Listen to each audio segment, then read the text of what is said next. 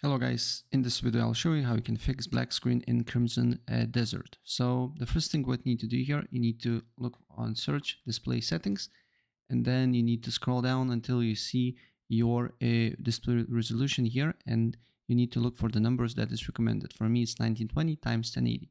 So what you need to do here is to go to on Crimson Desert here, go to properties, and then here you need to write minus W.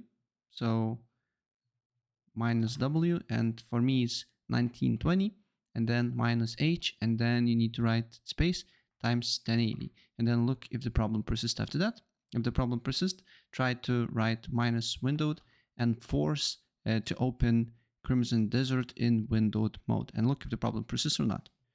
Another fix for you, you just need to go to NVIDIA app, go to a basically system or the graphics, look for Crimson Desert here, and then you need to restore all your settings to default. Maybe you tweak something and it's quite new game, and for a lot of people, for me as well, I got a black screen just for tweaking my settings. So what you need to do here is to press restore, and then you need to basically restore and make it to a default. Right, and once you make it to default, launch the game and look if the problem persists. So yeah, that's basically it, and if I help you out, please press like.